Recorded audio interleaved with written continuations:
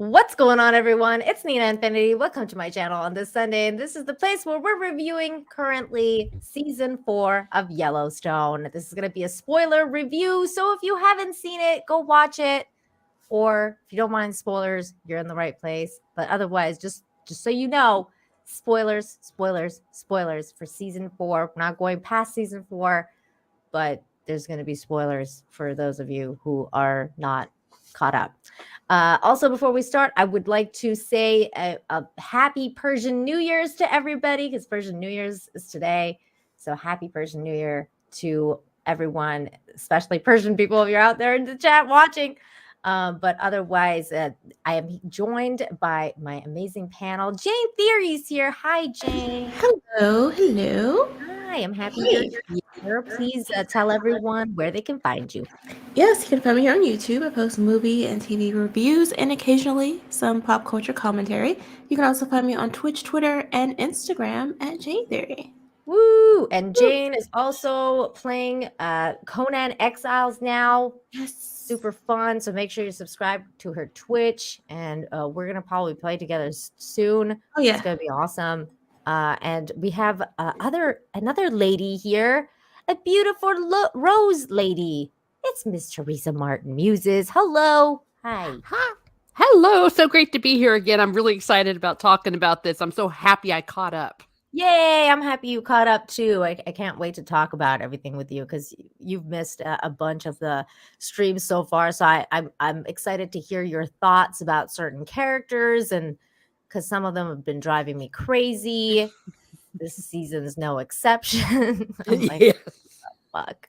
But okay, Teresa, tell everyone where they can find you before we start. You can find me here on YouTube at Miss Martin Muses, where I talk about what makes me laugh, makes me cry, makes me happy, makes me sad, or just really ticks me off. My latest video is on Irish fairies, so if you want to know about Irish fairies and where to find them, and I'm going to be doing some more lore videos. Next is going to be Beauty and the Beast. Ooh, nice. Check it out. All the links are in the description. And we have a script doctor in the house. Hello, my Canadian brother. What's going on? Oh, just dealing with the fallout of St. Paddy's Day. And then happy to be here with you fine, lovely ladies and everyone in the chat to talk some Yellowstone and this crazy season 4. Oh my God. So much happened. So much happened, especially in episode 1, because it was like it kind of started out season 3 ended in a really awkward place. So I was like, oh my God, what's gonna happen? And so I went obviously immediately to watch episode 1 of season 4 because I was like, I can't wait for this. But it was kind of crazy, and it started out with a bang, literally. Beth got exploded. Freaking Casey went all crazy and rescued everybody, and then killed the dudes. And it was basically everything I wanted season 3 to do was happen at episode 1 of season 4. What did you guys think of the first episode? Well, anybody? I really, for some don't all go at once reason, enjoyed the chick when Beth was all half blown up and she's like, oh my God, a cigarette. That was a great scene. She was so hardcore. Yeah. It was like, but it was also like I'm telling you, man, that freaking, what's her name? The assistant. What a dumb bitch. Like, oh my God. She's like, no, don't open it. Don't. I'm not expecting a package. Don't open. It's like, are you kidding me? She told you like 5 times. I hate when they do that in shows and films, though, because would anyone really do that? You're specifically telling them no. I don't think so. I don't think it's a natural thing. Like, it's just a TV thing. No, only dicks do that in real life. Maybe that strange package do. Maybe like the assistant was just so like overworking for her that was like, you know what? I'd rather take the bomb. Like whatever is in this package is better than working for your ass. So She's only been working for like a day. that explains even more. She Why went she's full like- Padme, lost the will to live. Yeah. She was like, you know what? Fuck this. I'd rather end myself in Minecraft. But yeah, like it's just it was really bizarre. I mean, rest in peace, Secretary of Beth. But yeah, she got exploded. And then what was the other thing that happened that was crazy was when Casey freaking rammed his car into the the drive-by truck that they were trying to find, because a whole bunch of drive-by people went to kill the dad, and then they figured it out because Rip got there fast. So they were like, oh my god, it's this car. And then Casey just starts going freaking insane. Berserker mode, yeah. Yeah. And was any of that legal? I mean, No, I don't know. definitely not. I mean, they were going after because he was like, oh, you know, I'm a livestock agent or whatever. Like, I mean, do they have that authority? I was very confused. I'm like, to chase people that have committed a crime that is not under the jurisdiction of livestock. yeah. I don't think so. Well, I mean, like they tried to kill his daddy, and his daddy's a rancher. So does that count? I don't know. Maybe them and the police. Jane, your mic is going crazy. I don't know what's happening. Okay, sorry. What was that, Script Doctor? Well, I mean, they did eventually get the police involved. It took a while. Yeah, it took a minute. It took a minute. Also, oh no, Jane dropped out. I think she'll probably come back. Probably resetting. Yeah. Yeah. Also, you and Tom were right. The wife has even less of a role this season. The kid did end up killing like a dude that was trying to kill her. That was hardcore. I was like, oh my god. Like I was like, ah! It was so crazy. But then again, this chick, like that, okay. So in a few episodes after this whole thing happens, right? So in a few she's all okay, let's go, and like they go to try and figure out like why everything sucks for them and everything like that. And then they come back because they go camping, they go figure other stuff out. But then when they come back, like she's all depressed again, and she's like, I don't want to live here. I hate you. And she's just like having an emotional melty like every 5 seconds. And then she's just like, I want a divorce. But like, it was just like, she didn't want a divorce, but she was just like, I hate you. And like, Casey was like, I think I already lost them, Dad, to John and everything like that. Yeah. And then he like takes her, and she's like, okay, like, well, what can we do? And then he's just like, well, let's just go live with your dad then. And then she's like, okay, like everything's gonna be fine now. And I'm like, it's just literally like down the block. Like what the fuck? They have literally nothing for her to do. And so they just circle the drain of will they, won't they break up? And we know that they're not going to. Yeah, and then they introduced that hooker chick again, and then or like the stripper chick, and then she's all jealous, and she's like, oh, did you are you banging her and stuff? And it's just like, where's this coming from? Like he didn't even look at her. Like it was just the weirdest thing where her insecurities just came out of nowhere. Like I was like, why is she so insecure all of a sudden? It's not like he's ever had like wandering eyes or anything. It just she has weird. Yeah, she did. She's projecting. I was like, what? I don't think she has any reason to doubt him. He literally left everything. Right? A life of luxury and privilege. This is live just with her in a shack. Exactly. He's committed. He was committed, and then he decided to go live with her and her freaking dad. And then he was just like, okay, fine, I'll buy us a house that's literally on a similar land with the same view and everything. But now she's all fine. She's like, okay, like I'm okay now because we're just not living on the Dutton ranch. And I guess that was the problem. It's like, okay, I just don't get it. Why would that even be a problem? I still don't understand. There's nobody really in the house.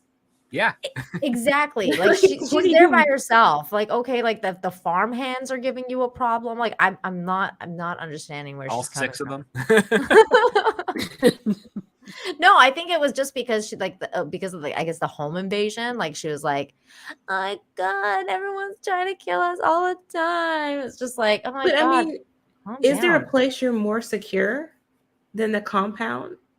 Evidently not, since they've been attacked twice in the last year.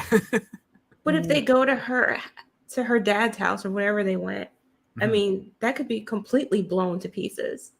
Oh, 100%. But maybe it's Definitely. just the stigma of like, wait, we have to go to a reservation? Nah. They've already suffered enough. Like the criminals are like, you know, nah. What are we gonna we're not take there? Grass? No, we're not. Oh my god. Low watermark, thank you so much for the $50. You're Woo! so generous. Saying you are criminally undersubscribed. I like seeing you on Nick's streams. Thank you so much. That is incredibly generous. And I agree with you. I think I am criminally. I know like YouTube's been messing around with that algorithm, man. I don't know what's going on, but YouTube is not being my friend right now. But you're incredible, low watermark. Thank you so much for that. That made me really happy. And if you're out there, just smash the like and share the stream. And you can maybe help the algo pick this up a little bit and comment on people's videos after they're done, because that helps a lot too. But yeah, so that this chick, I can't figure her out. I'm just like, okay, you're weird, you're a weirdo. Okay, next we did see a little bit of like the past, because they started out the episode with the not John Dutton, the other guy, like what's his name? I forget his name, but I guess like one of their ancestors. I guess this is not his father, but his great grandfather or his grandfather. Yeah, that's his grandfather. Yeah, so they're like, talking to the natives, and the natives ask if they can set up basically like a area where they can pray and things like that, and he gives them permission to use the land.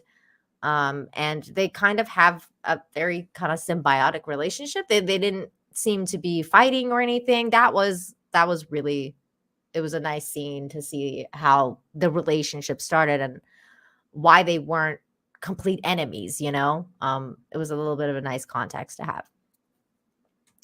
So that was good. It was a good little scene. So is that what we're going to see more of in like the prequel series? In 1923, something similar, but not quite. And in 1883, no, not really. Not till the very end. Oh, okay. And then we see John Dutton wake up from like his coma. Now it was weird though, because for a minute I was like, okay, how long has he been in a coma? Because I thought that was going to get interesting. I thought there was going to be a time jump. Like it's going to like he's, been out for like 15 years, let's say, or something like that. And like, Tate's grown up, like, things have happened. The ranch is like gone to disarray. I don't know, something. Like, it would have been I think it would have been a cooler thing if they had him in a coma for longer. But that didn't happen. He was only out for like, I don't know, a month, maybe less. I have no idea. A couple weeks. I think it was like 90 days. Something like that. Because Beth's like, what's it called? Her scars and stuff have basically healed, and she had like 3rd-degree burns. So there was that. And then an important with that kid. yeah, and an important character gets introduced, which I really liked. I was like, I'm a fan of this kid already. His name is Carter. Like the character's name is Carter, and he's played by Finn Little. And he was a really good actor, and I think a really good addition to this show, and kind of like really showing what Beth has been struggling with, like the fact that she will never become a mom. And I always believe in this kind of thing, that the universe will give you what you need. So I thought that this was like an interesting kind of opportunity for her to tap into that maternal side of hers, and see if like the character changes through that. There was definitely some potential growth, but I think they kind of dropped the ball a little bit on that. What did you guys think of this character and where they went with it? Teresa, what did you think? I really, really liked it. I'm with you. I didn't quite buy that Beth couldn't figure out that he wasn't old enough to smoke, for crying out loud. He does not. He does not look like he's 17, nearly 8. Or she said, I thought you were 17. But technically, he needed to be 18. I thought that was ridiculous. I really, really enjoyed the dynamic, especially with him and Rip. Yeah. The son they never had, and just the way slowly he came into their lives. And I agree with you that they were really building something there, and then they just dropped the ball at the end. I've noticed they do this with this show. It's like you take 20 steps forward and then 80 steps back. It was very ridiculous. I'm really hoping, though, when I start to see season 5, that we get to see him where he needs to be. I especially liked the way he was so gung-ho. He was up first, and then he got disappointed because he goes, oh no, I'm going to be in trouble because Kevin Costner was there. And he's like, no, that's okay. And then he taught him how to ride. I thought that was really sweet. Like all of those things were really, really nicely done. Script Doctor, what did you think of this character and his potential? I thought it was pretty good. I liked his introduction a lot. I like the fact that, you know, he's this brash, foul-mouthed, you know, young Beth adjacent type person. And the scene that he has with her together when he's going to go see his dad before he's, you know, passing on, I thought was really sweet. And I was really endeared by him. Yeah. And then I also thought to myself, oh yeah, Beth's totally going to take this kid in, and it's going to be a nightmare for her, for Rip, and the boy for quite a while, because she is completely out of her depth at this point. Like, because again, when you're a parent raising a kid that you've been there since day one, you know, when they took first breath, you create a relationship. In this case here, the kid's 14, 15 years old already. Like he's well shaped so far, to the point where anything that she does or tries to think of to do, it's going to backfire exponentially. Like, he's in adolescence. He's like, he's in the rebel mode. Well, I love that conversation that they had, because she was like, what do you dream of? And then he's like, what do I dream of? Like, I'm trying to figure out where to eat, and like, you know, where am I going to sleep the next day? Like, what dreams, you know, like who's dreaming? Like, you know, and that was really real for me, because it's just like, you know, the kids that are in that kind of position, they don't have dreams. They don't have wants. Like, their dream is to have a fucking home. You know what I mean? Like, it's not like, oh, I'm gonna be the president of the United States someday. You know, like, it's like this kid has no home.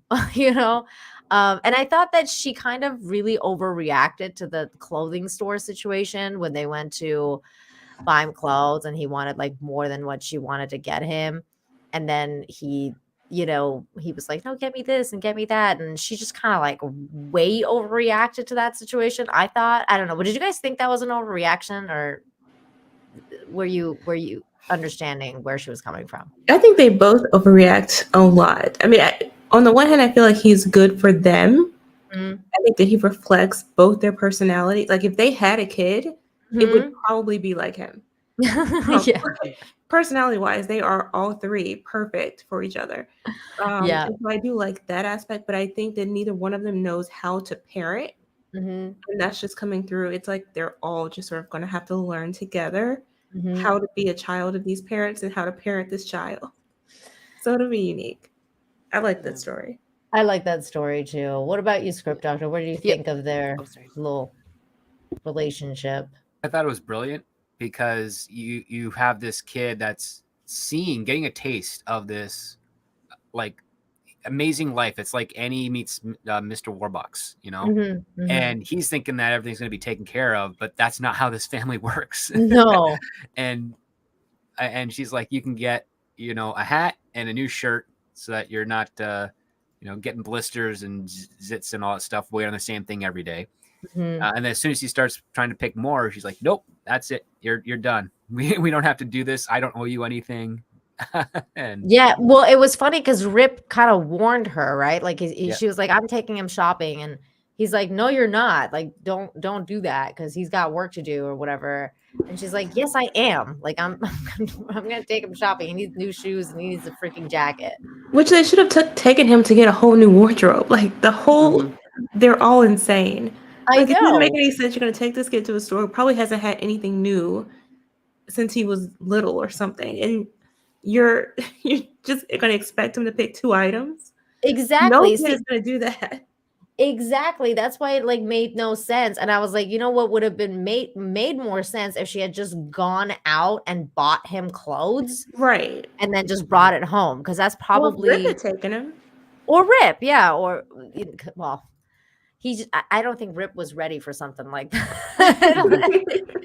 He's like, I'm not going to the store with this kid. Like, you know, Rip is he's barely wanting this kid around at this point. He's just like, I don't even know if this is the right decision or whatever. But see, that's the thing too. Like, they need to make a call.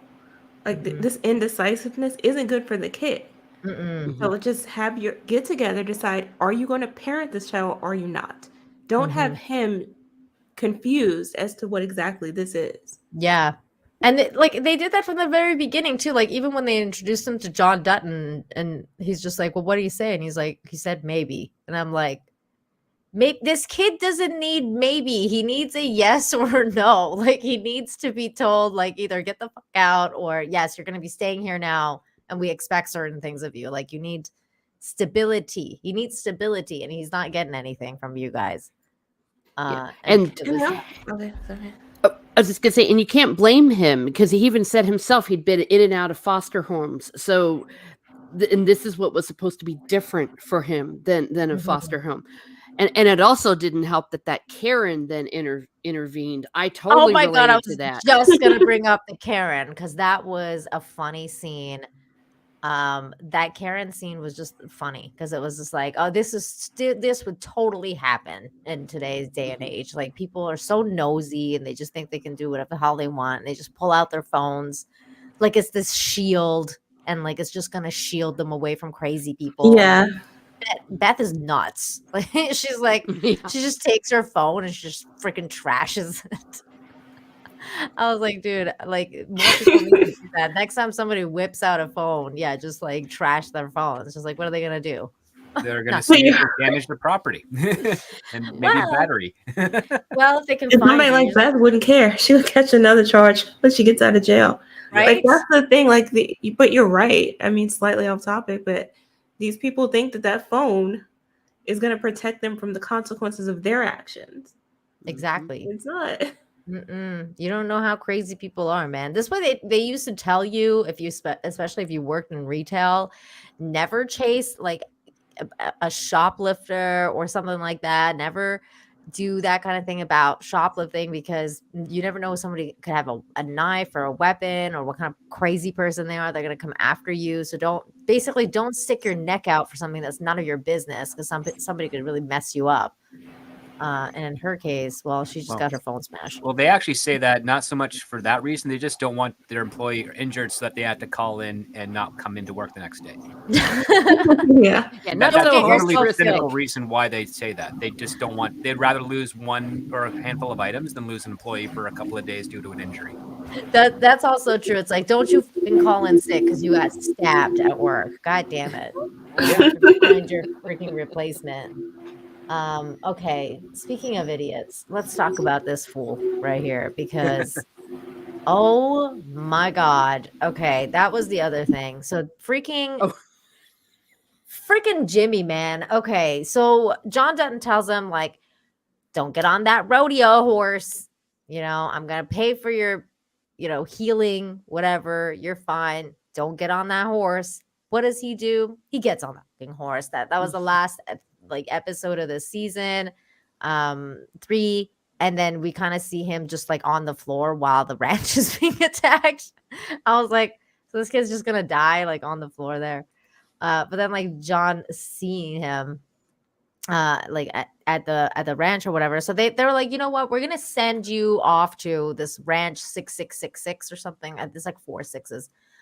And that ranch is run by Taylor Sheridan, but like he's playing some fucking cowboy called Travis. Well, it's not run by him. He's a mobile guy who he sells horses. Oh, that's right. It wasn't run by him. It was run by that old dude. It's run by that old dude, but he's on his way to the 4-6s and basically just threw Jimmy on there to learn a little bit of what's going on with Travis, and then he's going to be thrown in the mix at the 4-6s where he finally shaves that fuzz on his face. Yeah, so he starts becoming a man. Like he starts actually, that's what it's 4-6s. I called it like 6-6-6-6, which is retarded. 4-6s, that's where he goes. And okay. So at the beginning, when they were like, "Oh, you're gonna go here and you're gonna learn to become a man," Jimmy, and what's his name? Walker tells them, like, "Look, like when I was there, it was like the best time of my life. I wish I'd never left that ranch. And, I hate that I'm here now because I would have never left." And he's just like, there's all these people are telling him all these things in his ear, like, you're gonna go there and you're gonna experience the hardest shit ever, but then it's gonna either make or break you. So we keep hearing this for several episodes. So I'm like, okay, and then he goes there.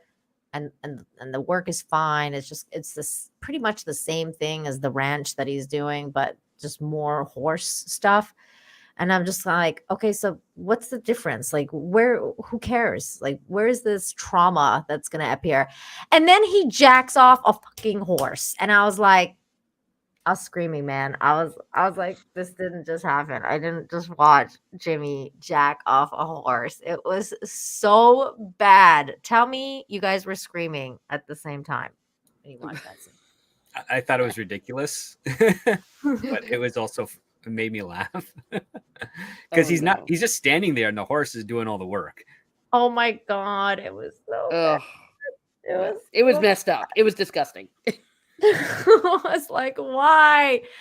But now I get why everybody was like, dude, what you're in for, yikes. Jane, what did you think of him jacking off a horse? I didn't even know what was going on until he said it. I didn't know what they were doing.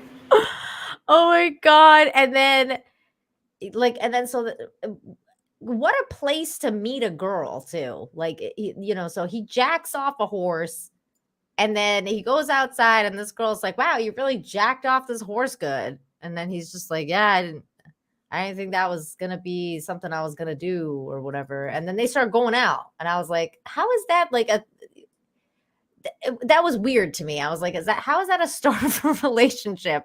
Like, you watch someone freaking jack off a horse and then you're like, okay, let's date. That was bizarre to me. I was like, okay, then. Okay. Oh, and then that girl gets beat up by his ex-girlfriend. That was funny. Okay, hold on. Let's go back. The fight was weird. I'm like, are y'all really doing this? Yeah, because you're not allowed to fight. Why are you fighting? Rip's gonna come and kick the crap out of you. Dude, freaking white people, right, Jane? Seriously. What's it called? Okay, let's talk about these idiots here. Hold on. Okay, first of all, in the first episode, they also showed that Casey got shot, and I was like, there's no way he's gonna die or something. This is stupid. Because they were like, again, Taylor Sheridan was like, dramatic effect. I'm gonna shoot one of the main characters, but nothing's gonna happen to them. So like that was what happened. And then I was like, where's Casey? The whole entire episode after that happened, he kind of disappears when John wakes up and everything. And then all of a sudden he comes out of the bushes and he's like, "Hey, Dad, I'm here." I was like, are you kidding me right now? He's just like sitting out camping in the bushes, like waiting for someone to show up. Like, who does that? That's crazy. That's crazy. You're a crazy person. He's just sitting there in the bushes looking at the house. Hang on. I'll bring it there. There he is. Hold on. Oh my God. Okay, I don't know if you guys can tell, but this is him. Probably can't tell, but that's him right there. Yeah, it's ridiculous. I was just like, what? Has an egg-shaped bush. I was like, by himself? Like, even if there was an army attacking or something like that, how many people could you really take out by yourself? Come on. This was weird. And then he just started showing up. He's like, "Hey, man, I'm here, Dad. I didn't abandon the land. Okay, here we go. There's another idiot that we need to talk about. Hold on. I gotta get his picture. This retard. Hold on. Okay, hold on. Wait. I had a bad picture of him and I was like, okay, I need to change that. Okay, this idiot. Let's talk about his struggles this season. Jamie Dutton. Oh boy. Okay. So we find out. Well, first of all, I was really confused at first because the kind of progression of finding out who took out the hit on the Duttons last season was really strange because at first, in the first episode, you're kind of told, like, Beth comes and, you know, tells Jamie, like, I know you fucking did it. Like, I'm like, I don't know where she's getting this from. Like, why would Jamie hire a bunch of people to kill his family? There is no motive, like, whatsoever. But sure, Beth, like, you know, just because you hate him because, you know, he was a dick to you. I'm not really sure what that was about, but whatever. And she's like, I know you did it. Then we, like, later on in this episode, freaking Rip goes and throws a snake at that dude's face. Oh, God. I love that. It was so awful and brilliant. It was great. I was like, why don't they do that all the time? It's a great way to murder. Yeah. And then that dude, by the way, I went and read an article about it and they were like, that rattlesnakes don't kill like that. Like, apparently, like, it's very rare for you to die from a rattlesnake bite, especially in the fashion that he died. I'm sorry, it was a water moccasin because then you saw it swim away. Oh, so it's a different one? Yeah, and they are poisonous. It reminded me of the Lonesome Dove scene because bit him right on the face. And oh, okay, yeah, this dude. So he, like, Rip throws a fucking snake at his face, so he got bit, like, right there, and then he dies, like, immediately. But in a water cooler, like, that's pretty cool. Or a lunch cooler thing. Yeah, and a lunch cooler thing. Oh my God, that was hardcore. Jane, what did you think of that scene? Epic. It was what you watch this show for. Oh my insanity. Right? Like, dude, I was screaming. And then it was like, oh, here it is. there's a fucking snake in that thing. He's like, hey man, here's a snake, bitch. Don't with my land.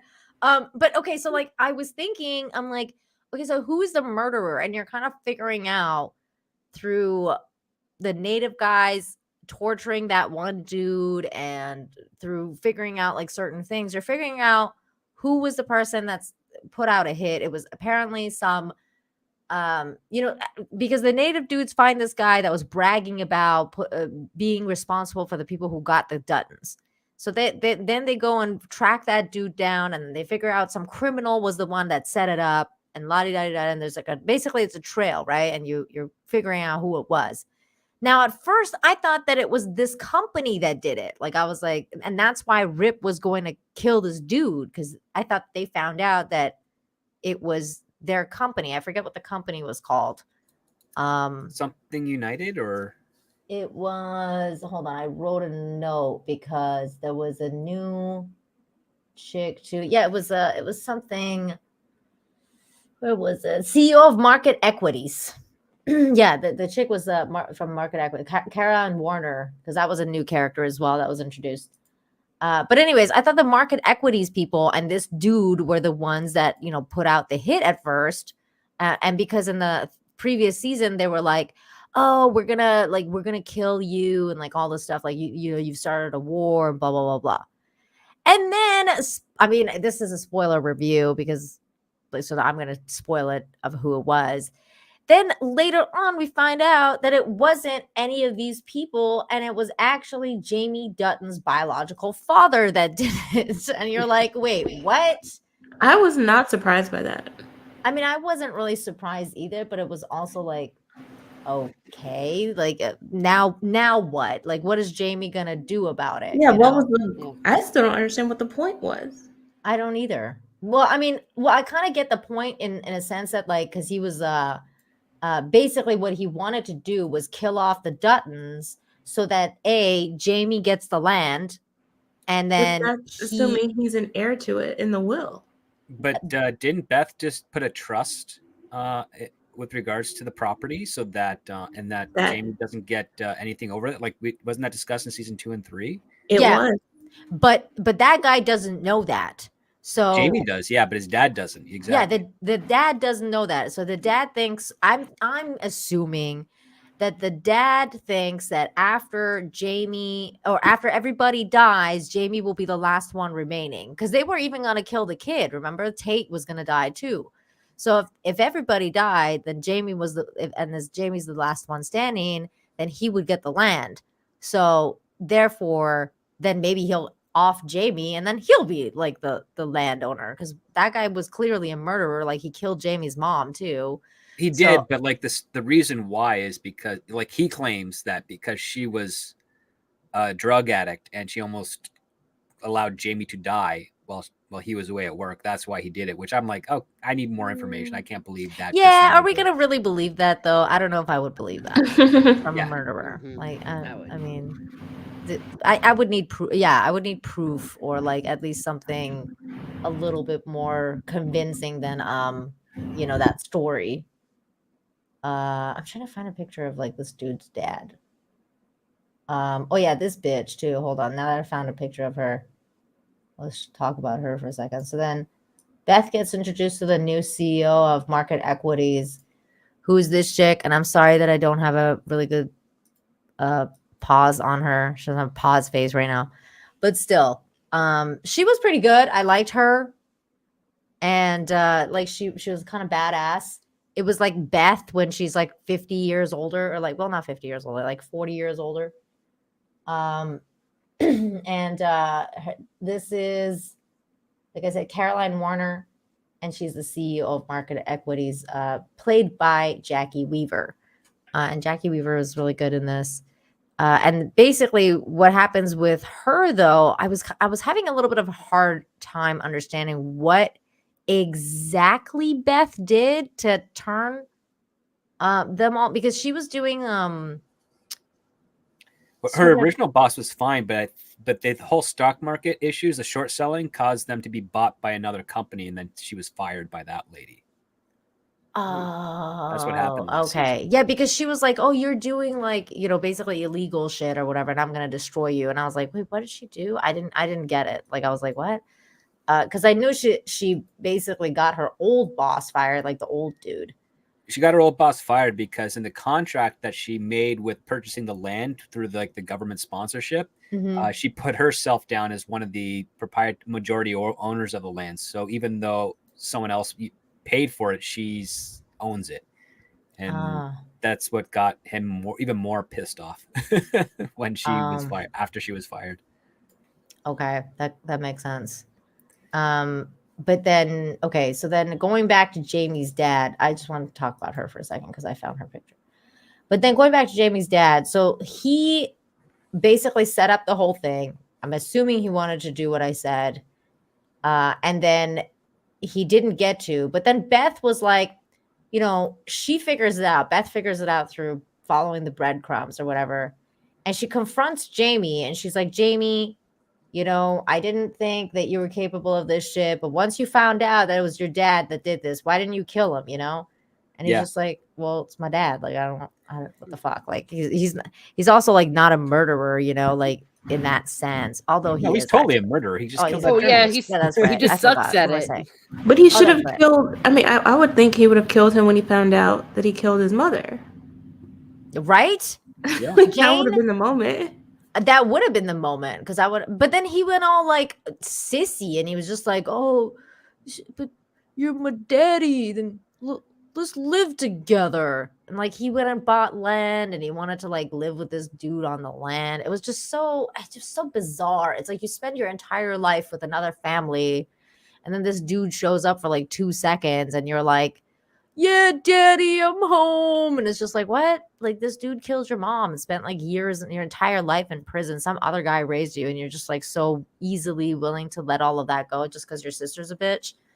But it makes no sense to me in that sense. And then fucking Beth is like, okay, now you know what to do. Since like I know, and you know what's going on. You know what you have to do. So Jamie goes and kills the dad, shoots him in the fucking head. Like that was basically the last thing in the season. But he was just it was just weird to me because like afterwards he went and like dumped the body At the and train station, at yeah. the train station, quote unquote. And then Beth was there and he's just like, Which I call BS. How does she know about this? Right? How does she know? She had to be there before he got there in order to be in that position to take that photo. In that exact same spot. How did she even know where the train station is? I thought the kids didn't know. I thought only Rip and the old dude know. Only like, Rip and Jamie and Casey and John know. Like only the guys who are branded technically know where this is. Jamie knows because he's had to, arrange for this for John Dutton for years. But Beth does not know. So I'm like, she's not supposed to know. There? Unless I guess that was Rip a weakness. Told her. Like I don't know, Rip told her like on one of their pillow talk nights or whatever. But don't you have to take that person to the spot to like show them? I mean, this place is massive, Yeah, but she randomly got psychic powers in many ways in that those final scenes. I know. And but the craziest part to me was like when she took his picture trying to dump his body, right? And she's like, now I got you, Jamie. Jamie. The way she says Jamie too. Now I got you, Jamie. And I'm just like, why doesn't Jamie just throw her down the cliff? I mean, I would have just done that. I would have just been like, you know what, bitch? I'm over it. Like, I'm just going to throw you down this fucking cliff. I don't even have to shoot you at this point. I'll just throw you down there. Why would he just take it from her? I'm confused. I mean, these people are just murderers anyway. Why didn't he just kill her right there? Yeah. I would have. Jane, I know you feel me, girl. It made no sense. Yeah, absolutely. would you have killed her at that point? Because I would have. I would have been like, I'm over it. That was his opportunity to do that. I think it would like hardcore missed opportunity. What did you think, Script Doctor? Do you think he should have killed her right there? I missed opportunity, man. Oh yeah, I mean, she didn't have a gun. She had a phone. She did the exact same thing she just had to deal with at the Karen, the clothing store. Yeah, she went total Karen here.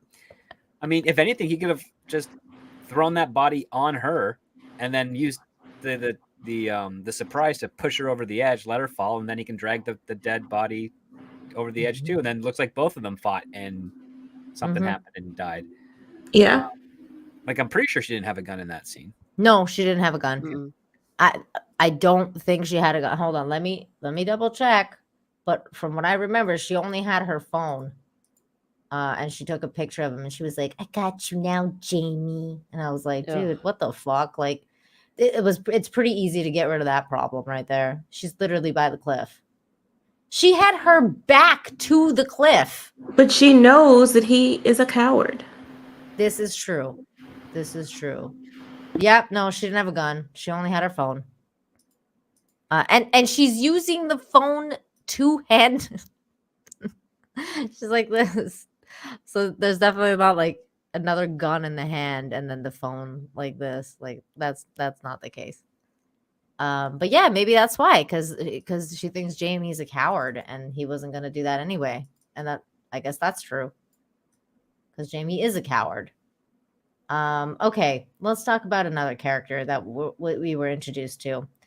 Hippie girl that sleeps with John Dutton and then gets arrested because Beth told her to go someplace. And for some reason, Beth was jealous of her for sleeping with her dad, which made no fucking sense. I was like, why?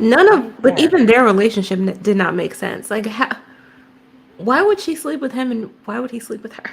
Well, we know why he would sleep with her, Jane. She's younger and she's, I mean, she's not a bad, like, she didn't look terrible. She was. But I thought he didn't like those. I was like, isn't she the SWW type that he doesn't like? I don't think that matters to men, Jane. I think he was just like, well, I just want to stick it in this, like, somewhat pretty girl that has and even remotely interested me in a little bit.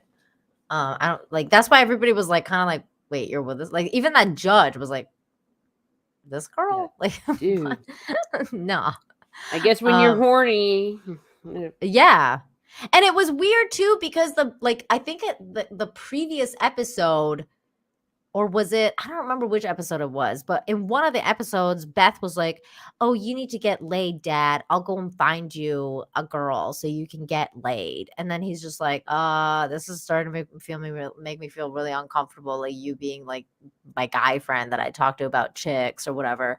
And then the next episode, he gets with this girl and she's like, "I'm gonna destroy you, you fucking bitch." And it's just like, didn't you want him to have a girlfriend? Like, I don't get where this hostility is coming from all of a sudden. And then she sets up this whole elaborate thing to get her arrested, and she does get arrested, and then she's gonna go to jail. But John Dutton has to help her now because she figures out that Beth was the one that set her up. It's a mess. This whole storyline was a mess. I was just kind of like, what the fuck? So, but even the whole like that courtroom scene there was so stupid. That never would have happened like that. Oh, I know. Can you expand on this, Jane?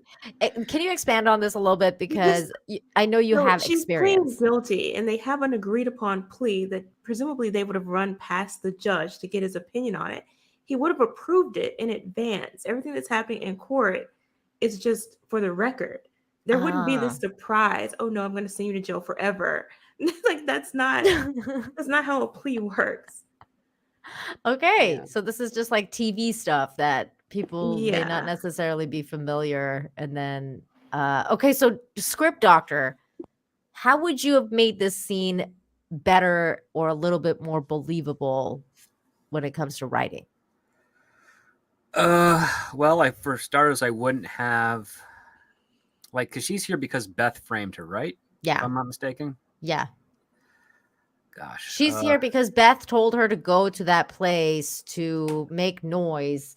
And she did. And then the cops got called. And then and Beth told her to, like, basically, like, not in so many words, but told her to fight back. So she fought back with and now she's getting like 5 years, I think it is, or longer than that. She was getting like her life, basically. It was more like 30 years or something, because the judge was going to throw the book at her. Right. So wait, yeah, she was going to get 30 years. Then John Dutton intervenes, and somehow she's like under house arrest with him. Is that my understanding? No, she's gonna like, at the end of it, I think what happened was that the judge like kind of was like, "Fine, I'll overturn a couple of the things," and blah blah blah. So she's gonna end up going to jail for like 90 days or something like that total. But with like community service or something like that. Yeah, I wouldn't have done that. I would have actually thrown the book at her. And I would have too, fucking hippie. Fester in jail and basically try and use any of her visitation and stuff to get revenge on Beth. And just let her, if they had put her through a trial instead of a plea, then you would be open to letting the judge just sentence her to whatever. Yeah. And then she could have been surprised by it. Well, and the interesting part though was when John Dutton was talking to that judge, and then the judge was like, well, like, fine, I'll like do what you're asking me, but just wait till Friday to file, because I don't want it to look like I did it the same day. And I was just like, what the fuck? What is this show? What is happening? That's kind of realistic. Is it? Oh, I didn't know that. Okay, that's great. Yeah, the judge renders like a harsh sentence, and everybody knows they're just doing it to send a message or whatever. Yeah. File your motion for reconsideration, and like a couple of days later, they'll change it. Oh, that's interesting. That's interesting. Okay, let's also talk about this. Because what the fuck? I feel like this whole thing with Casey's storyline and how, like, everything we talked about at the beginning with his wife and let's go get a new land, blah blah blah. And then let's I've been followed around by a fucking wolf and I don't know what the hell's going on, so let me go on a journey quest for fucking 4 episodes. I was just kind of like over it at this point. I'm like, I feel like they had nothing to do with Casey. So they were like, we don't know what to do with him, so let's just send him on the spiritual journey, which made no fucking sense. How would he Let's just get know? him high and see who pops up and starts talking to his brain. What? Yeah, like why would this work? How would he know how to do all of this? He's just hallucinating from hunger and fucking thirst. Like he wouldn't know how to do this, Jane, because he's not native. He's had no guidance. Like how I don't understand how this even worked. Like the it's not even like the granddad or like I don't know if it's her father or her grandfather or whatever that stayed with him. Everybody left him there for like 4 days to Just left. starve. Yep. I'm just like, Behind okay. these like little ribbons.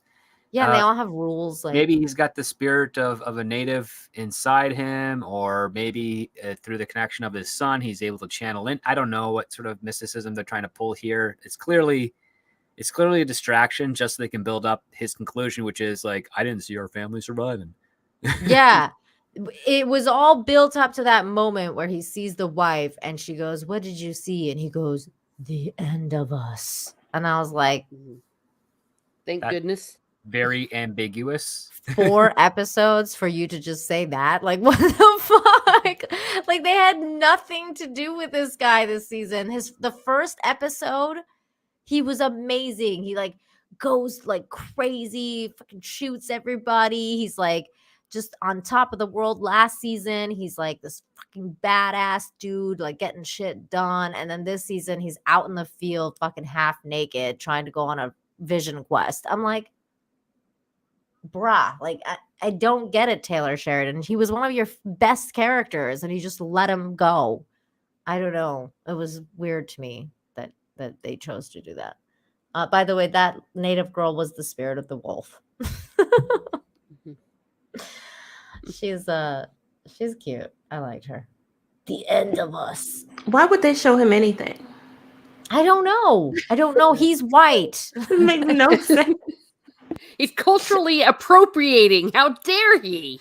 And like, even when you say script doctor, that maybe it's like through the connection to his son, that would make sense if the son was the one having the vision quest because he's the native one, but the white dad is not going to figure it out. They had an opportunity between 1883 and present to include a native in their lineage, and they didn't do it. Until just now. Wow. See, I didn't even know that. Funny. You know what, Jane, you're saying something quite close, but I don't want to spoil it for Nina. Oh, okay. Don't spoil it. Okay, let's talk about who else we're gonna talk about. Let's see. Oh, okay. Let's talk about Rip and Beth's unconventional, weird ass wedding. That was ridiculous. Beth decides to what's the word I'm looking for?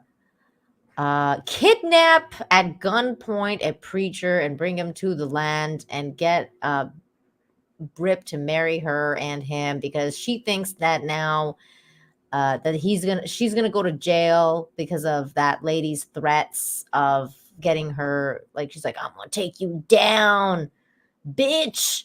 And then so I guess she's scared now. So she was like, I want to be a married woman before I go to jail or something. I don't know why. I don't exactly know why she decided she needs to be a married woman because this was basically the last episode.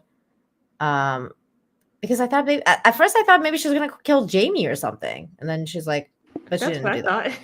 Yeah. Is that what you thought too? Yeah, I'm like, she's preparing to go to jail after she kills Jamie. Yeah, I thought she was gonna go kill Jamie at that cliff. I was like, okay, somebody's gonna kill somebody here. Like that has to happen, right? Like they're gonna die.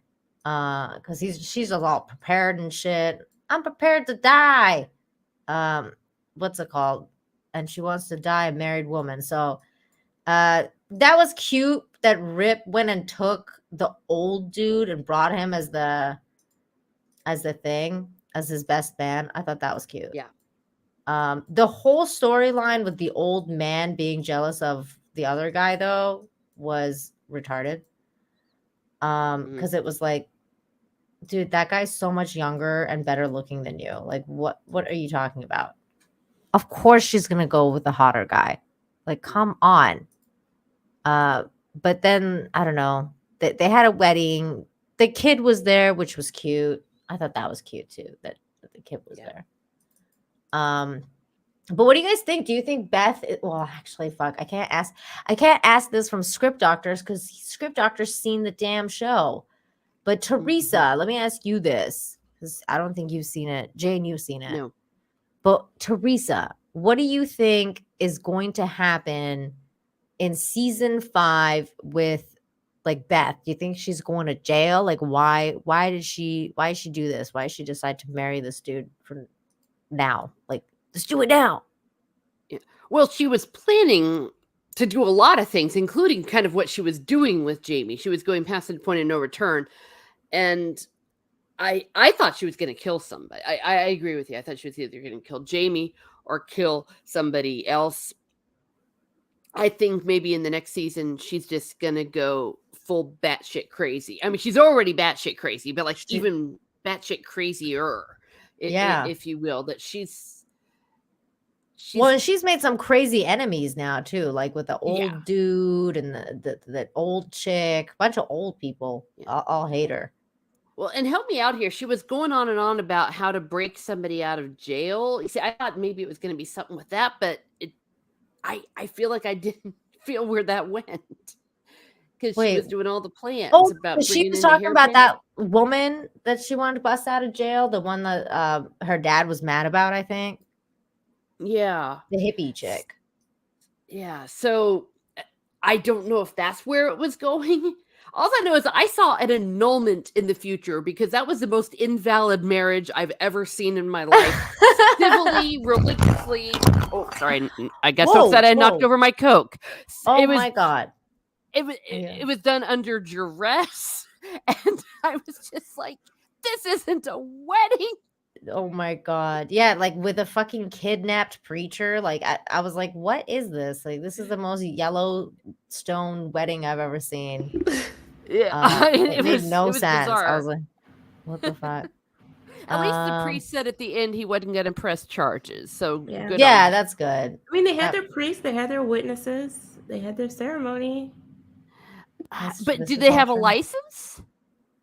They can get that after. Yeah, you can get that after. You just go to the courthouse. You can get it after the ceremony?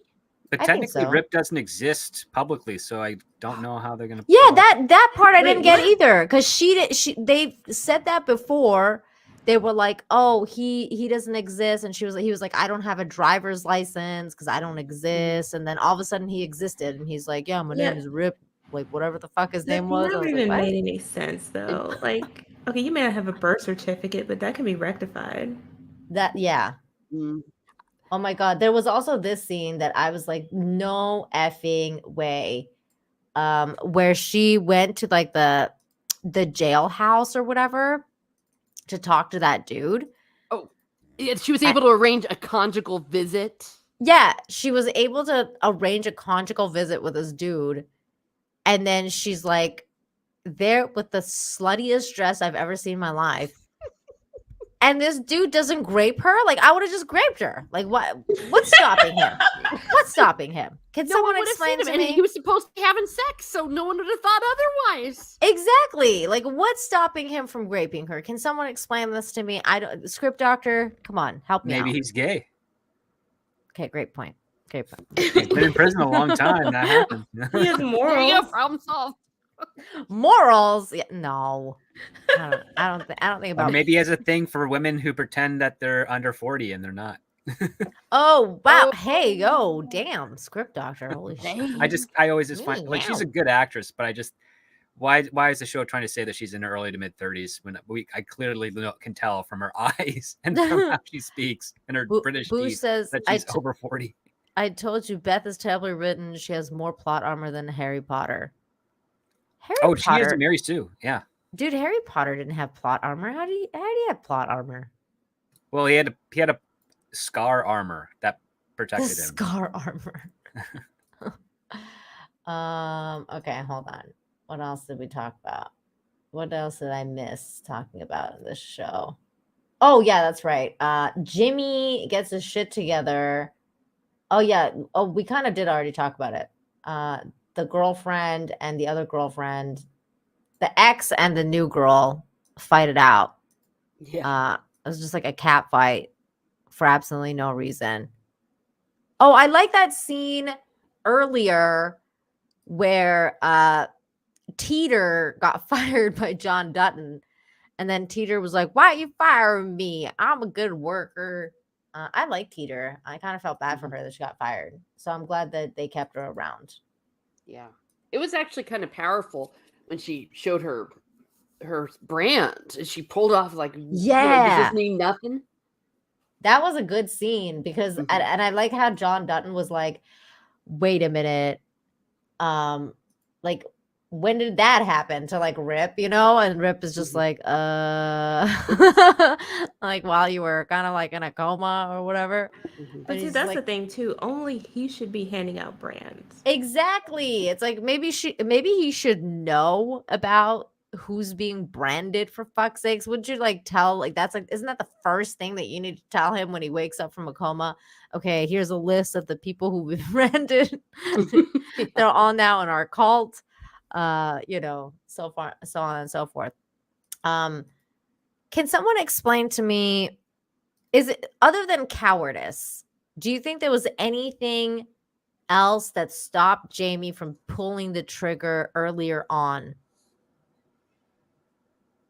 his dad? Well, it's hard to kill he your was indoors dad. and didn't want to clean up afterwards. Oh no. The cleanup. Because Okay. I mean, we know what happens later. Like he shoots him outside, so I think it's he's like, I'm just gonna have to clean that off the wall. If I shoot outside, there's no evidence because nature will run its course. But inside, they can use ultraviolet and see bloodstains and bleach clean up. And... Yeah, because he shot him like right by the river too. I mean, the river is just gonna do all the job for him. He's like just gonna wash all that blood away. That's a pretty good point. Yeah, because I mean, otherwise, other than cowardice, I don't see why he just didn't finish the job right then. He's just like, "Oh, but I love you, Daddy." Never mind. I don't know. Daddy issues. Daddy issues. He cried though. God, he cries at everything. Jamie's a little bitch. No, he is. He is. Yeah. I really, I gotta say, I think they kind of fucked up with Jamie's character. I think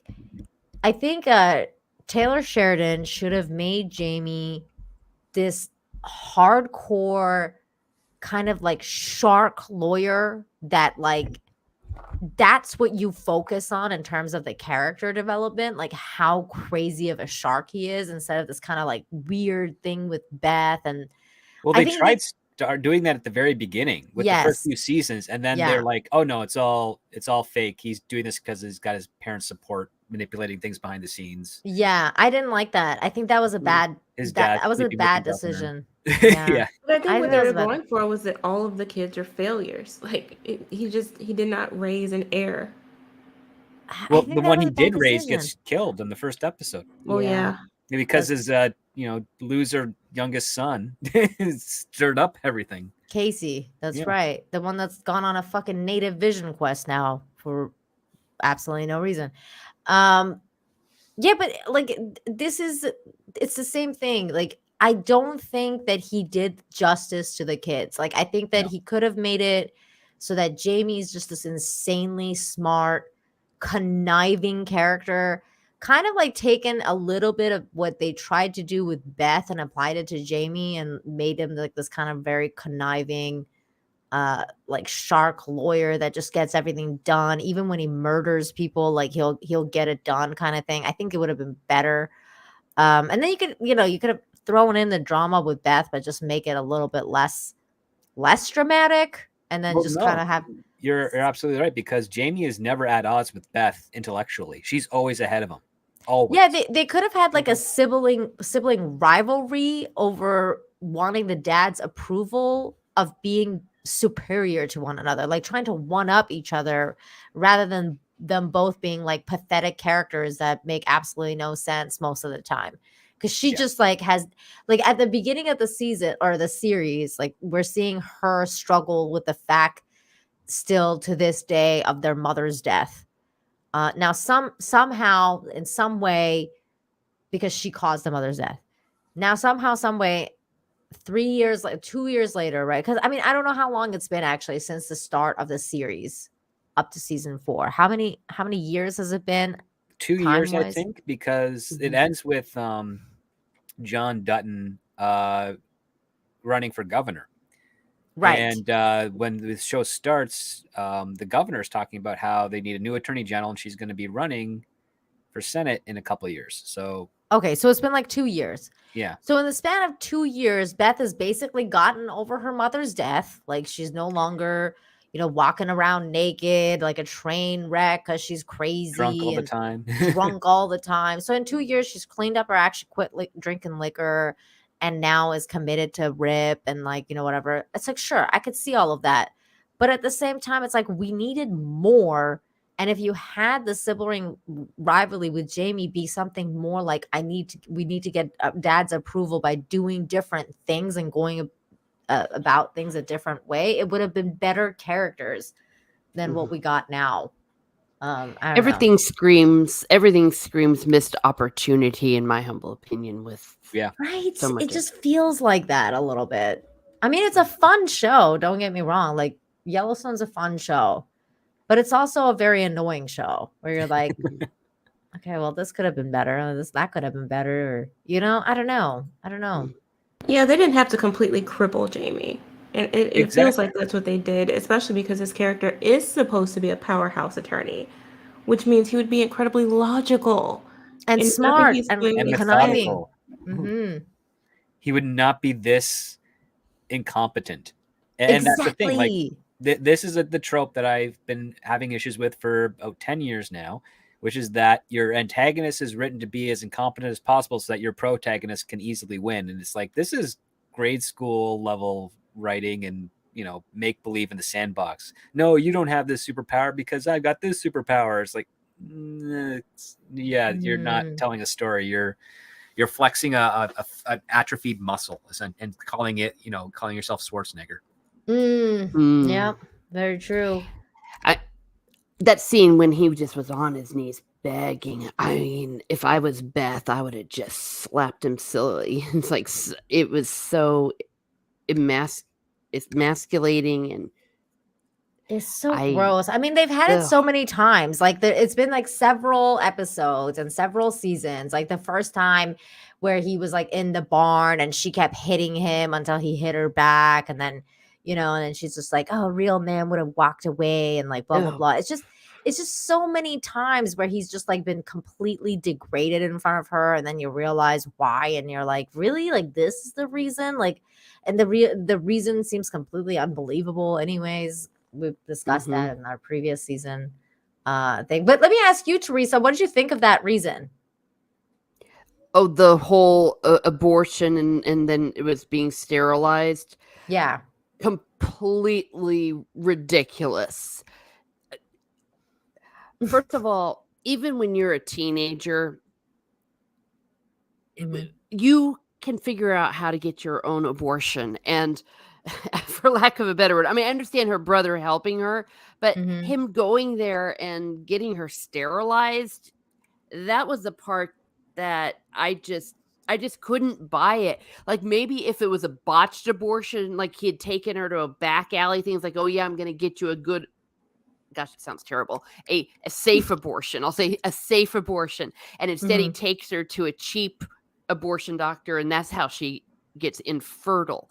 But I thought it was just absurd the way it yeah, I think that would have made a whole lot more sense for it to be botched. Because that could have happened. Like that really. does happen. That would have made a lot more sense. And then, her blaming him would be probably even more ridiculous, but at least it made more sense than pretending that they never even talked to her about it.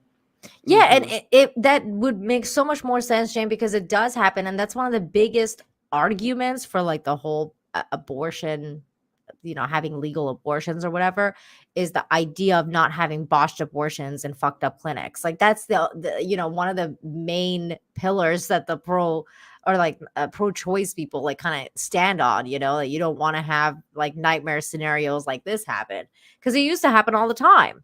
And that's the kind of thing that they're trying to fight against. And yeah, I agree with you guys, Teresa. Like it was just so contrived. I was like, ugh, like again, the rivalry could have been way better. Can someone explain to me why the old dude decided to throw a knife at this dude's fucking chest over like sleeping with that other girl? Like, who cares? This whole thing didn't make sense to me. I was like, The blonde's hot.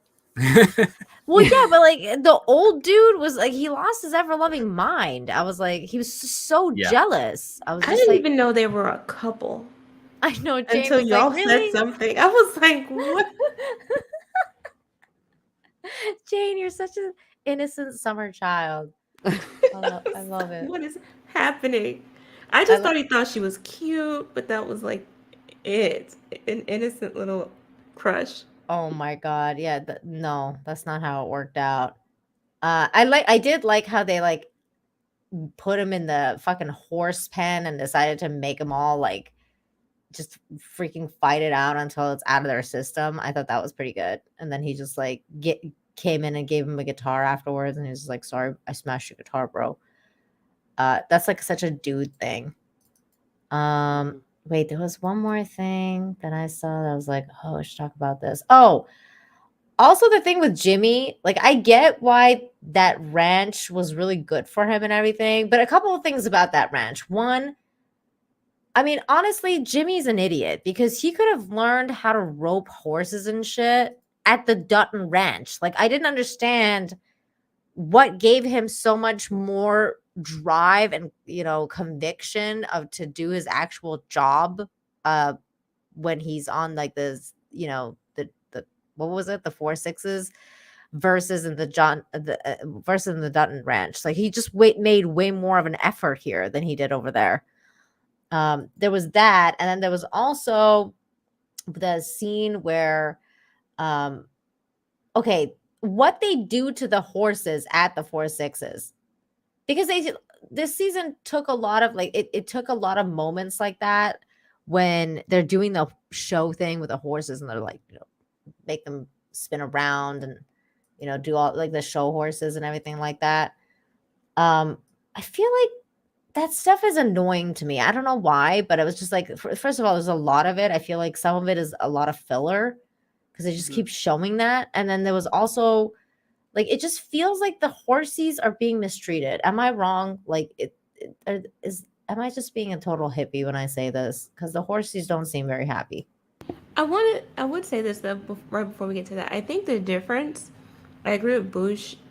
When he was on the Dutton Ranch, it was just too familiar. Their people weren't very professional in how he was treated. He wasn't really given responsibility or treated like someone who could handle responsibility. And at the other ranch, he was just an employee, a worker. They gave him things to do. He did them, and that was it. Like, it wasn't as personal, and it was less like a frat house and more like a place of employment. This is true. This is true. I mean, especially when like in season 1, when that like people treated them like shit on that ranch. Okay. Yeah, because they thought they had to haze him into the group. Like it was like a fraternity. Which was bizarre because it's like when you get branded, isn't that enough? Like how much more do you want from a person than fucking branding them? For fuck's sakes. Okay. Spoiler alert for season 5. I'm just gonna say this is a wild guess, you guys, but I'm gonna say that John Dutton does become governor of Montana. I seriously have not seen it. But is it spoiler alert? Spoiler alert. Script doctor Jane, does he actually become governor, or does he die or get shot before that happens? You'll have to watch the first episode of season 5. Great answer. Okay, I like it. I like it. All right, that's fine. I can wait. Who else did we not talk about? Any final thoughts on the season, you guys?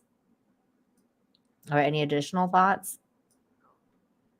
Hit and miss. It started strong. It was really good. It was good. Yeah, it did start really strong too. I agree with that. Anybody else? Jane, final thoughts?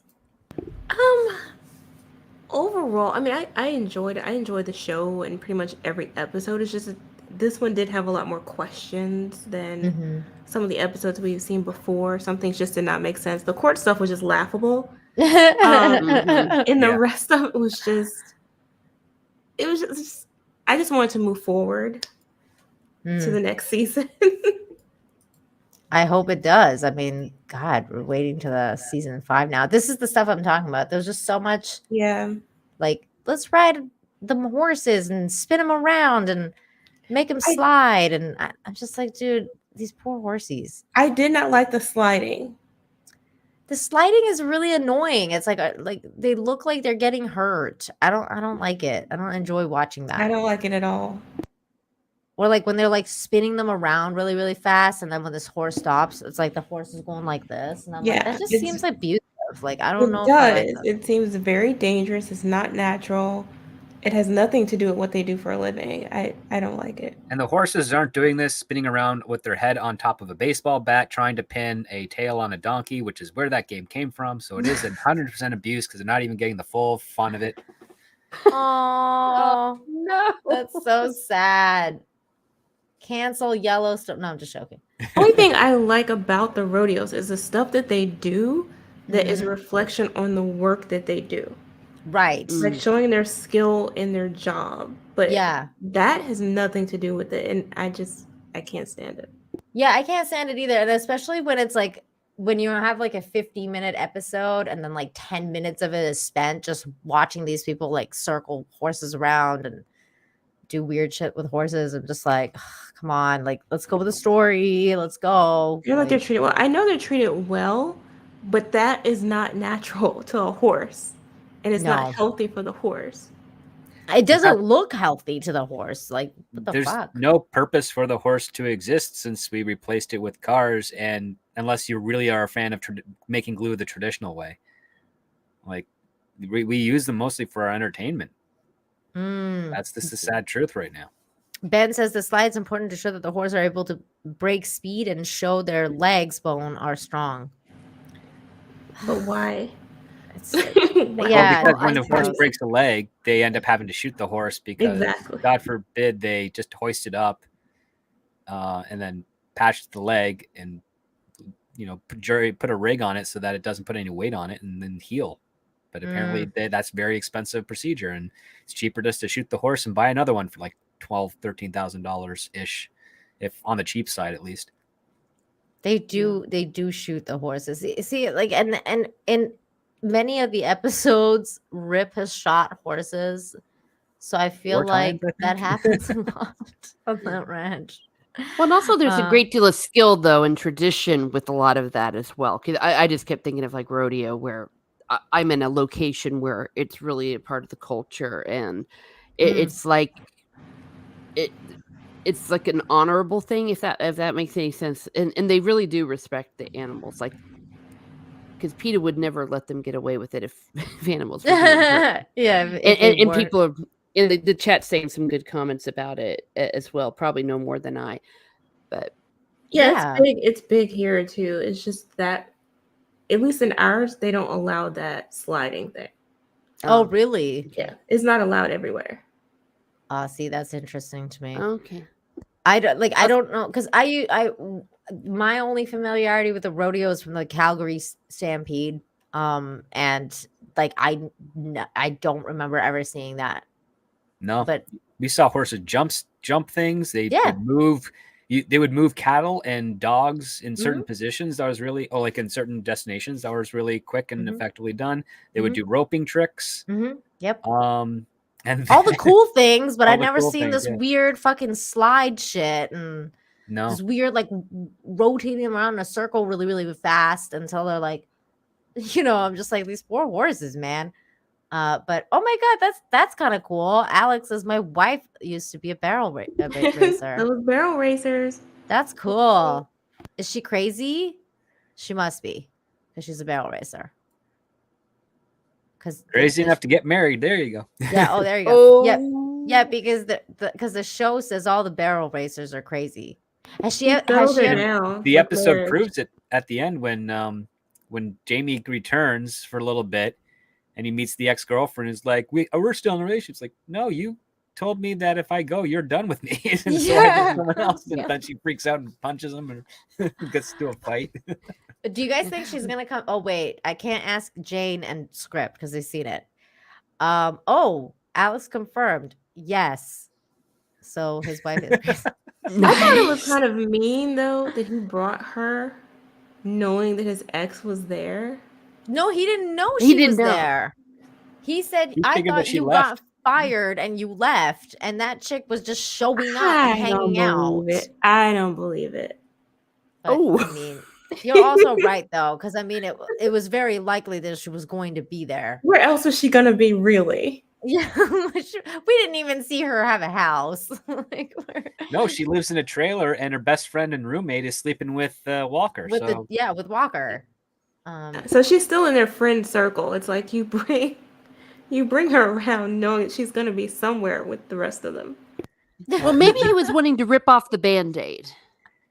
no, I think he already thought it was broken up because again, he proposed to the other chick. Yeah, And, they were and remember, fiancés. she's not a barrel racer; she's a vet, like a horse vet. So this is an upgrade for him.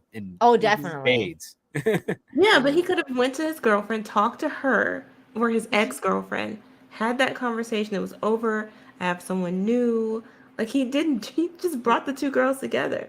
It's Jimmy, Jade. Come on. is, I mean, Yeah, he it's doesn't Jimmy. have that kind of social skill. yeah, he's No, remember, he's been on the receiving end of women interested in him. He's never pursued anyone and got a girl. Like they're just like, you're under 30, so I am hitching up with you. Besides, like I said at the beginning, I'm like, I never even understood how she could be attracted to him to begin with, because he just jacked off a horse in front of her.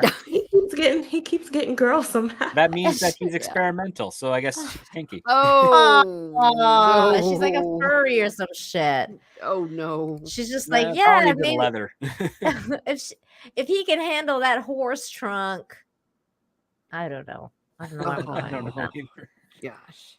Oh God. Okay. I Well, like their merch. yeah, the six The on 4 the 6s. yeah, the 4 6s. That's cool. I wonder if I'm gonna see if we're gonna. Okay, this was gonna ask Teresa, since you Mhm. haven't seen season 5, do you think that other chick is gonna come for revenge? Because I feel like she might. Frankly, I don't think so. I think it was all done after the fist fight and him saying we were broken up, get over it. I Okay. don't think we're going to see her again. Frankly, I'm not even sure she's going to be in the next season. I'm not sure if Jimmy's gonna be in the next season, because now he's gone to the 4 6. He left the Dutton Ranch. He left to Texas. So is he even gonna be in the next season? Script Doctor? No, it's rumored that he is going to be part of the 4/6's show that debuts either next year or the year after. Oh wow! So they have another spinoff already planned. Yep. Yeah. Okay. So Is that's that the other reason why I think they did so much. It was like the preview for the new show. They'll often do that when there's about to be a spinoff. Like they'll take the main show and have like a whole episode, in this case, several episodes, to introduce you to the characters that you were going to be seeing. Well, this was a backdoor pilot. Like the whole episode that Yeah, was just that's him on that entire ranch and falling in love. That was the backdoor pilot to the 4/6's, which people network responded quite positively to. And this was already at a time when they already got greenlit 1883 and 1923, so they knew they were going to get another show. Oh my God. Okay, Boosh, that's a great point, because he was like, Nina, look at the ages of everyone at the 6s. He's the youngest person she's met by about 30 years. Yeah. That's true, because everybody else was fucking old as dirt on that Yeah. ranch. Well, other than the Taylor Sheridan character. Travis? Oh, he's Yeah. he's like 40, but he doesn't stay in one place. He's always on the road. Yeah, he's always on the road. Yeah. And thank you, that's- Script Doctor. That was the word I was trying to think of about the backdoor pilot. Yeah. I didn't even know that. That's interesting. TJ Hooker had 3 of them in Shatner's show in the 80s. Wow. Yeah, Travis is like what? Travis is like 50? No. No, it's like Taylor Sheridan's like, oh, he's close to 50. He's in his like 45. 40s. Everyone Google. Yellowstone 5 was already out. Well, only half the season's out. Taylor Sheridan is 52. What? Yeah. No Whoa. way. He uses oil of Olay. Wow, he looks great. Hollywood He money kind of looks does younger wonders, than man. Beth. God, he does. I'm shocked. Maybe it's all that horse riding. Wow. God, I gotta get me a horse. Okay. Let's see. I think that's it, guys. Do we have anything else we want to talk about? What should I watch next, you guys? Should I go into season 5 or should I just start with the prequels? Well, are we gonna wait until the whole season 5 comes out, or are we gonna? That's what I'm review the half? wondering. I think we should. I don't know. I don't know because I think God that would knows make when the difference. season 5 is going to drop. Yeah. I don't know. I'm actually very interested in going back in the 1883 because I love that old West stuff. I love it Anyways, too. The old timey. All right, maybe we should go to 1883. This one, they just posted this the other day, of Rip just being like, talking about patience. Patience is wearing thin. So Yellowstone knows, like, that they know that people are waiting. Like, this person says, my patience wearing thin for waiting for season 5 to come out on Peacock, Paramount Plus. People are upset that this show is not out yet. Look at this guy. This show fell off. I mean, hey, if you don't have an ending, I feel like, yeah, please bring back Yellowstone. Yeah, it's just a lot of people are waiting. Why are they okay? Script doctor, can you explain something to me? Why didn't they finish the full season before they put half out? I don't know. I think maybe because this is a longer season that they planned initially, so it's different shooting requirements. They did shoot the first half at the tail end of the pandemic issues, and they're still going on in a lot of states for film production specifically. And the other part too is that right before the 5th season started pre-production, Kevin Costner got his dream project at Warner Brothers, and so when you get your dream project, you got to go fast because something might happen to make it not happen. Get to production, get to release. And that's when Kevin, he negotiated, okay, this is the time I'm going to be available for the first half. And since Taylor already intended to break it up, he's like, well, this is the time I'm going to have for the second half.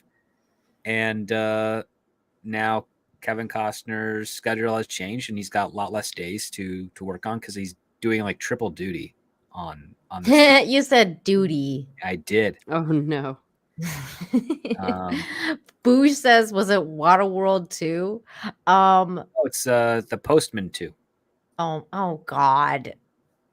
That's even worse. No, it's a old westerny. Yeah, I heard it's see, that's the other thing. It's kind of funny about it is that it's supposed to be an old Western. So he's going from like Yellowstone to like an old Western style show. Well, Costner's done a couple of Westerns before in his early parts of his career. So he's comfortable with the genre. No, but I'm saying like theme wise, like the thematic wise, like he's going to that's what, because Yellowstone's what put him kind of like back on the map, I think, like with the, his career was kind of, off somewhere else before Yellowstone came along. But now Silverado, that's his old movie, right? Well, that was in the 80s. That's one of them. Yeah. Mm-hmm. He did that. He did Dances with Wolves. He did Dances with Wolves was so good. That was a good movie. That was the original Avatar. Okay. That was what Avatar 1 was based on. Okay. Great show, everybody. Thank you for joining us for season 4. I think we covered it well. I'll decide. I don't know. Either we'll Open Range. Open Range is another one. I like you guys make fun of Waterworld, but I like Waterworld. I like Waterworld. I did like it too. I'm like one of the only people I actually liked Waterworld. Well, other than Jane, apparently. Thank God. But I thought it was a fun movie. Have you ever gone to the ride, Jane? Well, it's not really a ride. You just sit there and No. get really wet. It's like wait, do they not have it anymore at Universal Studios? Or they take it out? I'm not sure. I just didn't see it. There's so much there. Oh, okay. Yeah, because they it's at Universal Studios, and then you would go and you would sit and they would do the whole Water World show, and they would like throw water at you. It was good. It was good. It was That fun. sounds terrible. It was fun. It was fun. It was a fun show. I was like, it was terrible, but it was also fun. Somebody says, where's Nick Rekieta? Probably on his channel or on his house. There you go. Okay. Jane, please tell everyone where they can find you and what you got coming up next. Yeah, you can find me here on YouTube. I post movie and TV show reviews and occasionally some pop culture commentary. You can also find me on Twitch, Twitter, and Instagram at Jane Theory, but especially Twitch, because that's what I've been streaming on lately. These There you go. They've hooked me. Yeah. Make sure you sub to Twitch for Jane, because we're going to be playing Conan Exiles together, and it's going to be really fun. So definitely check us out. And Script Doctor, tell everyone where they can find you. Well, you can find me on YouTube at youtube.com/scriptdoctor, where I won't be doing Conan Exiles. I like Valheim a bit more, but I do have Conan Exiles, so I don't know. Maybe if people Maybe ask, you should come play with us. Yeah, well, I'm happy to play with other people. Sure, no problem.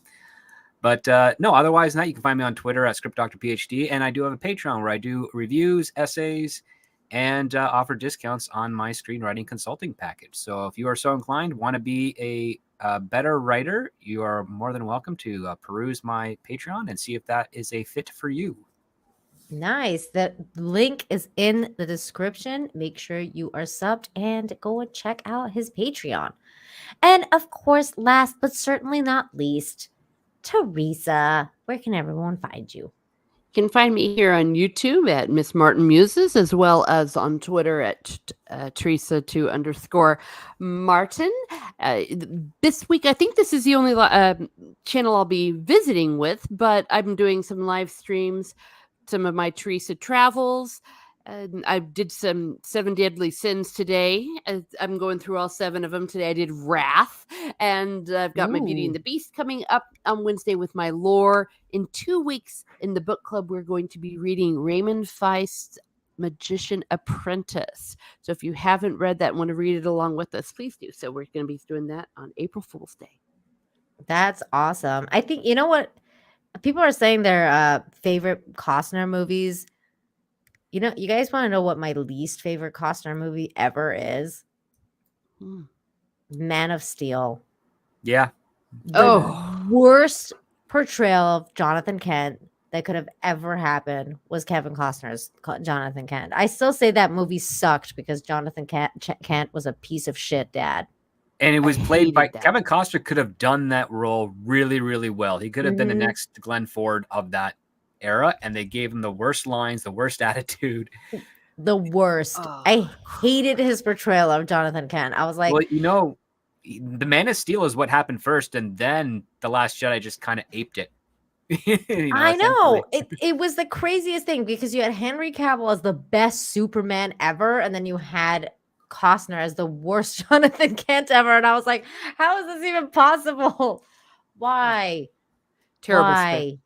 It was fucking David S. Goyer was crazy Warner Brothers, Zack Snyder and his need to overcompensate for I don't know what, but no one goes that hard and mean unless they're inferior in some regard. And I think it has to do with the fact that he doesn't know how to direct actors.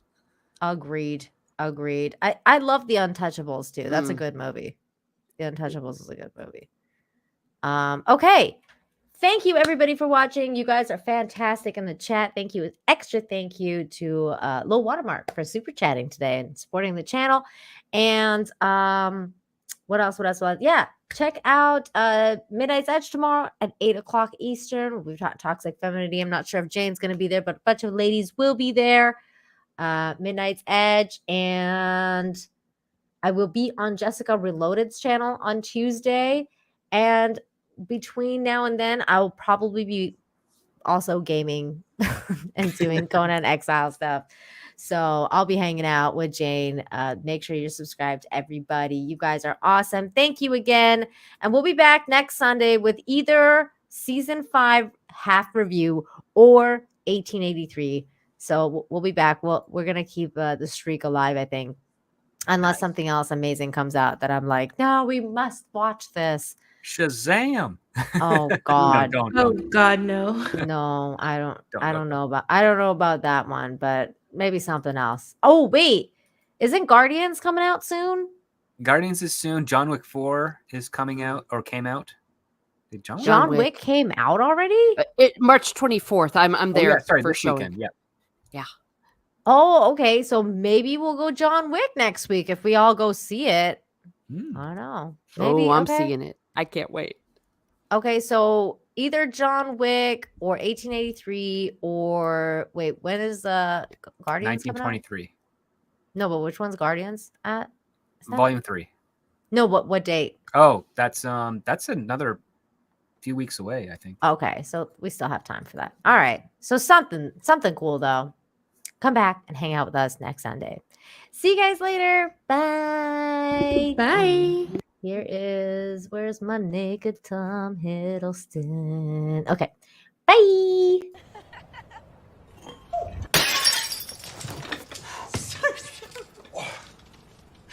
I'm so sorry.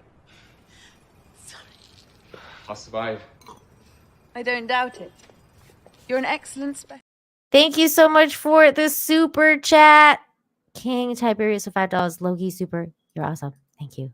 Loki. You're Loki awesome. Bye.